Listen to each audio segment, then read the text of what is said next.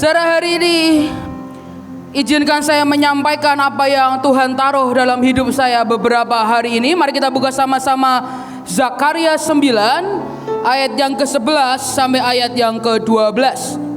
Zakaria 9 ayat yang ke-11 sampai ayat yang ke-12. Mengenai engkau, oleh karena darah perjanjianku dengan engkau, aku akan melepaskan orang-orang tahananmu dari lubang yang tidak berair. Kembalilah ke kota bentengmu, hai orang tahanan yang penuh harapan. Saudara, saya akan berhenti sampai di situ dulu.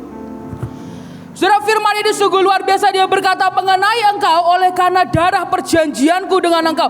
Tuhan berkata, karena darah perjanjianku dengan kita, maka itu membuat kita menjadi orang yang dibedakan, saudara. Bahtera dari dulu, perjanjian demi perjanjian, itu yang membedakan kita, karena Tuhan membuat perjanjian dengan setiap kita. Saudara, dan Alkitab berkata, tadi kita sudah menerima darahnya, tubuh dan darahnya, maka kita percaya perjanjian darah itu sudah ada dalam hidup setiap kita. Saudara, dan Alkitab kemudian berkata, dan itulah kenapa membuat kita menjadi orang yang dilepaskan atau dikeluarkan dari lubang yang tidak berair, saudara. Saudara, izinkan saya mengulangi sedikit. Perjanjian darah di zaman dulu adalah perjanjian yang tidak dapat dibatalkan. Dengan segala macam perjanjian, di zaman dulu perjanjian darah adalah perjanjian yang tidak bisa dibatalkan. Dan itulah kenapa ketika Yesus membuat perjanjian darah dengan kita, maka perjanjian itu tidak akan bisa dibatalkan, saudara. Dan Alkitab kemudian berkata, aku melepaskan orang-orang tahananmu dari lubang yang tidak berair. Saudara, hari ini saya tidak tahu persisnya apa yang membuat engkau ada di lubang yang tidak berair ini. Apa lubang ini? Lubang kekeringan, lubang yang tidak ada airnya, tidak ada kehidupan. Lubang yang gersang, tandus, mandul, saudara. Tapi firman Tuhan berkata sekali lagi, karena darah Tuhan, perjanjian darahnya membuat kita menjadi orang-orang yang dilepaskan, dikeluarkan dari setiap lubang yang tidak berair. Yang percaya katakan amin. Saudara, makanya jangan rada diem-diem, saudara. Engkau percaya dengan iman, katakan amin dengan kuat, oke? Supaya yang lapar dikenyangkan oleh firman Tuhan, oke? Saudara, tapi kemudian sekali lagi, yang bisa melepaskan kita itu bukan karena kuat dan gagah kita, tapi itu murni karena perjanjian darah antara kita dengan engkau. Dan perhatikan ayat yang berikutnya, dikatakan, kembalilah ke kota bentengmu, hai orang tahanan yang penuh dengan harapan. Artinya Tuhan mau berkata, aku melepaskan engkau kembali ke tempat di mana engkau akan dilindungi dan diproteksi. Saudara, ini sesuatu yang ajaib luar biasa. Dan dia berkata, dari tempat tahanan Tuhan bebaskan, bukan sekedar menjadi orang yang merdeka, tapi lebih daripada itu, engkau akan mendapatkan proteksi, perlindungan dari Tuhan yang ajaib. Dia berkata, engkau mesti ke sana. Siapa mereka? Kita berkata, hai orang tahanan yang penuh dengan harapan. Saudara, bahasa Inggrisnya keren, the prisoner of hope. Atau saya boleh berkata, the people of hope. Orang-orang yang ditawan oleh pengharapan. Orang-orang yang tidak pernah kehilangan pengharapan dalam hidupnya. Dia adalah orang-orang yang akan dilepaskan dari setiap lubang kekeringan dalam hidupmu. Dan engkau akan dibawa dalam proteksi Tuhan yang luar biasa dan ajaib. Saudara, hari ini saya berdoa, apapun yang terjadi dalam hidupmu, apapun yang sedang dialami oleh keluargamu, pelayananmu, bisnismu, engkau mungkin ada di lubang yang tidak berair tahun-tahun ini. Tapi hari ini dia mau berkata, nak, jangan sampai pengharapanmu menjadi pudar. Jangan sampai pengharapanmu akan dia menjadi hilang. Karena orang yang tidak membiarkan harapannya pudar, maka dia akan membuat setiap kutuk akan berubah menjadi berkah. Saudara, ketika saya berdoa, dia berkata, nak, katakan kepada anak-anakku, mari Bahtera kembalikan pengharapanmu kepada Tuhan. Mari kembali menjadi tawanan-tawanan pengharapan. Saudara, tawanan itu biasanya frustasi. Tawanan itu biasanya gak enak, saudara. Tawanan biasanya terus dengan masalah, kepahitan, kebencian, kedengkian, saudara. Tapi hari ini dia berkata, nah, jangan jadi tawanan yang frustasi. tapi mari menjadi tawanan pengharapan. Apapun yang terjadi dalam hidupmu, setiap kali engkau murtad, engkau mau marah, dia akan berkata jangan takut, nah, jangan khawatir, nah, pengharapan itu selalu ada. Engkau mau pergi, engkau mau marah, engkau akan selalu bertabrakan dengan apa? Anugerah di mana-mana.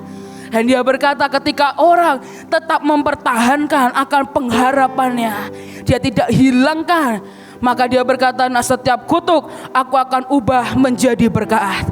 Karena ayatnya kemudian berkata ajaib, saudara. Dia berkata pada hari ini juga aku memberitahukan kepadamu. Kapan itu? Hari ini.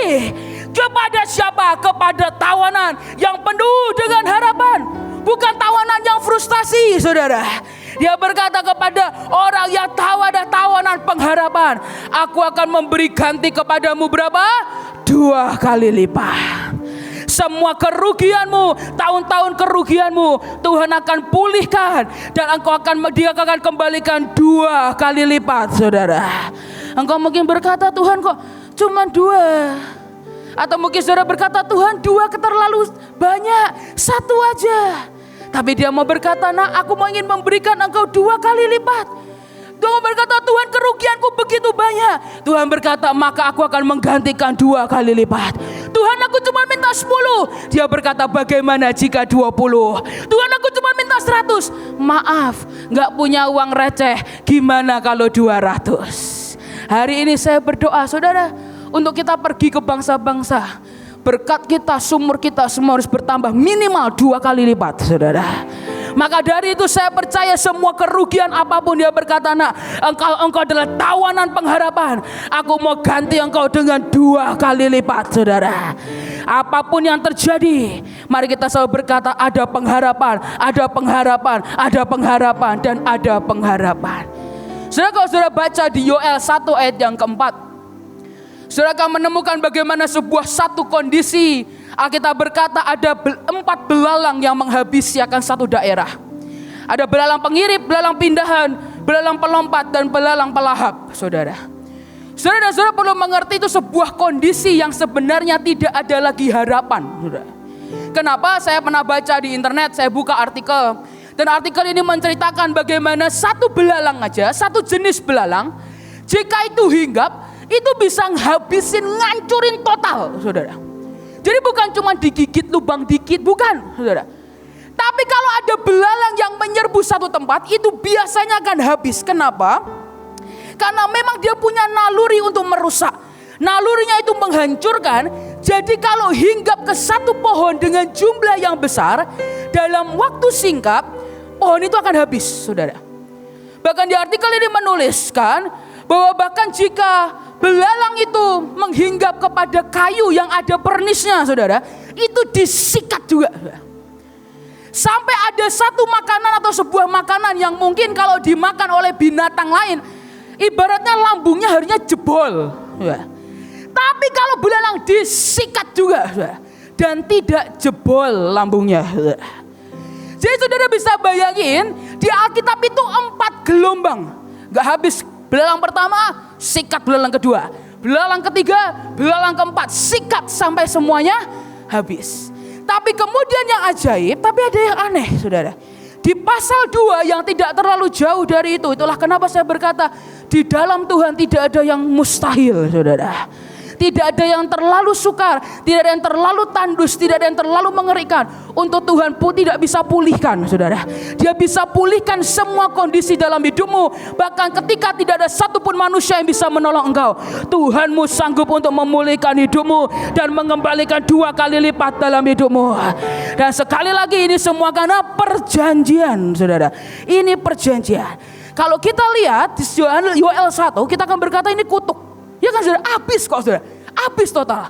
Tapi kemudian lihat, saudara, apa yang Yoel 2 ayat yang ke-18, saudara, saya akan singkat ke ayat yang ke-25. Alkitab berkata, aku akan memulihkan kepadamu tahun-tahun yang hasilnya dimakan habis oleh belalang pindahan, belalang pelompat, belalang pelahap, dan belalang pengerip. Tentaraku yang besar yang kukirim ke antara kamu, maka kamu akan makan banyak-banyak dan menjadi gendut, bukan, saudara, kenyang. Alkitab saudara, jangan digendut-gendutin, kenyang saudara. Dan kamu akan memuji-muji nama Tuhan Allahmu yang telah memperlakukan kamu dengan ajaib.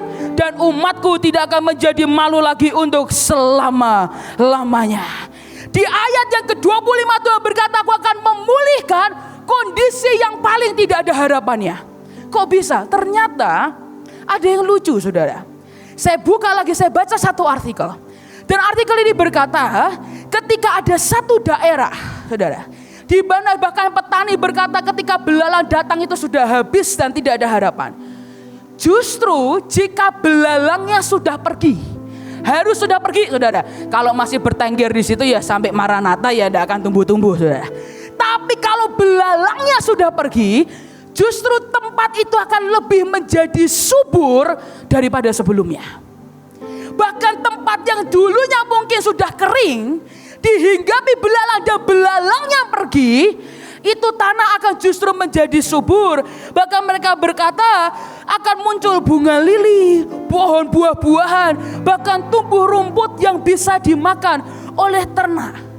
Dan ahli ini berkata justru keadaan ekosistemnya, tanahnya bisa menjadi jauh lebih bagus saudara. Ternyata kenapa? Karena ketika belalang itu hinggap, dia meninggalkan sesuatu yang saya juga nggak tahu dia tinggalkan apa saudara. Tapi ketika dia pergi, itu membuat tanah itu menjadi subur. Apa ini? Kutuk menjadi berkat. Dan itu yang akan Tuhan buat dalam hidupmu. Engkau berkata, kok kelihatannya kutuk ini? Tidak jauh-jauh dari itu.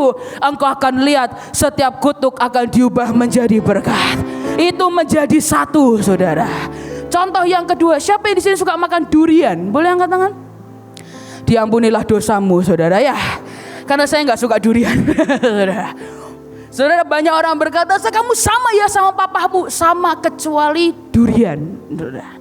Papa saya pecinta durian, engkau bisa pecinta durian. Saudara, setiap kali kita pergi liburan akan dibawa ke tempat yang satu jalanan, jualannya durian saudara. Maka saya dengan cici saya Cikesha kami akan pergi jauh saudara. Karena kami tidak suka durian, baunya itu loh, mohon maaf saudara. Saudara mau berkata satu creamy, itu sangat milky, umami, gak peduli saudara saya. Itu baunya, the smelliest fruit on the world saudara. Itu durian. Jadi mohon maaf saudara ya, tolong jangan paksa saya makan durian. Tapi apa saya suka durian, bahkan beliau suka berkata heaven on earth katanya. Durian itu heaven on earth. Sudah, tapi setiap kali kita makan durian kita jadi diam-diaman. Saya akan berkata, papa diam aja, jangan ngomong apa-apa. Nafasmu itu loh, saya berkata, mohon maaf saya mencintai Anda, tapi nafasmu kali ini saya kurang bisa tahan. Saudara dan saudara perlu mengerti, ternyata durian yang bagi saya itu kutuk saudara, Tuhan tetap bisa ubah menjadi berkat. Saya tahu kenapa? Ternyata tidak jauh-jauh dari baunya yang luar biasa itu saudara. Di kulitnya saudara kan temukan ada getahnya saudara. Biasanya kalau orang gak ngerti, kulitnya dan getahnya itu akan dibuang. Ini sekali lagi saya membaca artikel saudara ya, karena saya gak tahan deket-deket durian saudara. Getahnya itu kalau saudara campurkan dengan air saudara kumur, saudara bau melati yang akan keluar. Saudara cuci tangan, baunya langsung hilang. Itu apa saudara? Gak jauh-jauh saudara dari baunya yang menyengat. Ternyata penangkalnya gak jauh-jauh. Di mana? Di kulit duriannya yang biasanya dibuang. Itulah kenapa ini adalah berita baik untuk para pecinta yang tidak mencintai durian saudara. Kalau ada keluargamu yang suka durian, sebenarnya sebelum masuk rumah mari kita ubah kutuk menjadi berkat. Kasih getahnya, campur air, suruh dia kumur, hilang lenyap seketika. Saudara, di kondisi yang paling tidak ada harapan, di kondisi di mana manusia berkata tidak mungkin ini bisa terjadi, Tuhanmu akan tetap bisa mengubah dari kutuk akan menjadi berkat. Dia akan keluarkan engkau dari semua lubang yang kering, dari semua lubang yang tidak berair. Mari dari itu dia berkata, tapi sekali lagi perjanjian ini hanya berlaku untuk orang-orang yang benar-benar menerima dia sebagai Tuhan dan Juru Selamat. Tapi yang kedua, engkau benar-benar menjadi orang sebagai tawanan pengharapan. Artinya apa? Tidur dengan pengharapan, bangun dengan pengharapan. Dan suatu ketika suddenly, di saat yang paling engkau tidak mengerti, tiba-tiba pemulihan dan pertolongannya akan datang tepat pada waktunya. Dan 2 kali lipat itu yang akan menjadi bagian saudara.